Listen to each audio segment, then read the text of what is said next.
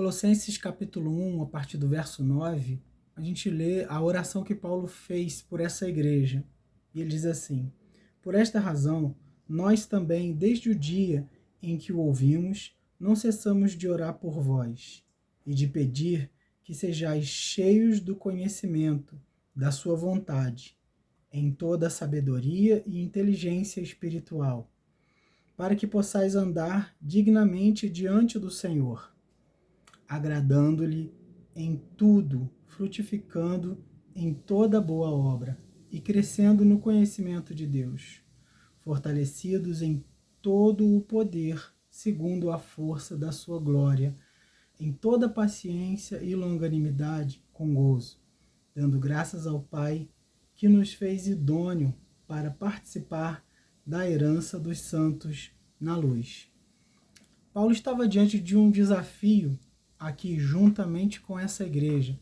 Eles estavam sendo seduzidos por um movimento que misturava a filosofia neoplatônica, ou um embrião do gnosticismo, e uma religião legalista neojudaizante.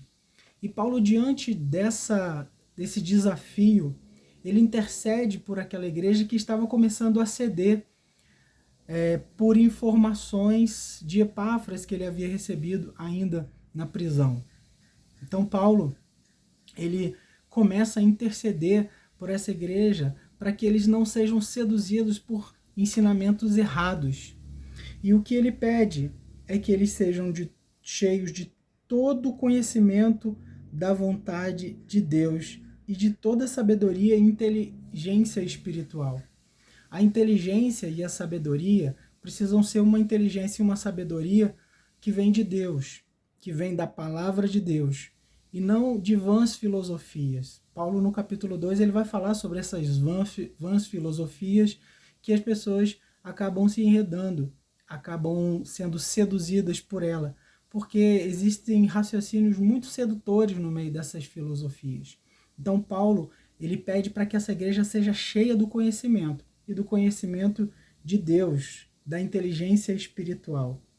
Ele também pede para que eles andem com dignidade diante do Senhor.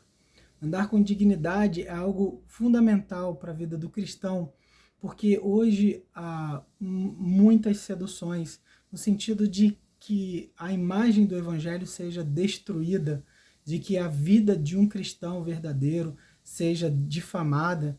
Então, ele pede para que eles andem dignamente diante do Senhor. E pede também para que eles agradem o Senhor em todas as coisas, frutificando, dando frutos em todas as boas obras. Não frutificar em tudo, mas frutificar em toda boa obra.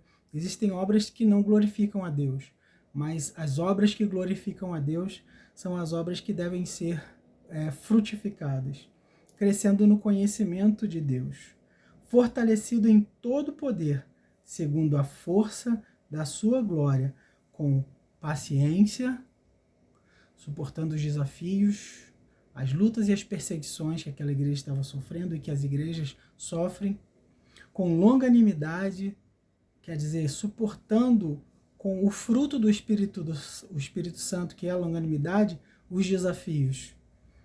E também com alegria, a alegria de saber que somos, por conta da perseguição, bem-aventurados. Como diz lá no Sermão do Monte, que nós somos bem-aventurados quando somos perseguidos e injuriados. Nós devemos exultar e alegrar, porque a palavra diz que grande é o nosso galardão. E foi assim que foi feito com os profetas que vieram antes de nós. E também dando graças ao Pai, que nos fez idôneos. Então a gratidão também é algo fundamental que Paulo acrescenta aqui nessa oração. Nós temos vivido tempos onde as pessoas têm sido cada vez menos gratas. Me parece que cada vez as pessoas acham que o mundo deve coisas a elas. E nós precisamos nos reconhecer como pecadores que, por meio do mediador Cristo Jesus, recebemos uma herança que nós não merecíamos. Nós não merecíamos nada. Então nós devemos ser gratos por tudo aquilo que nós recebemos de Deus. Essa oração é uma oração muito importante aqui no livro, no início do livro de Colossenses, e eu oro a Deus também para que essas virtudes pedidas pelo apóstolo Paulo por aquela igreja, ela também possa se estender sobre a nossa vida, sobre a sua vida. Tá certo?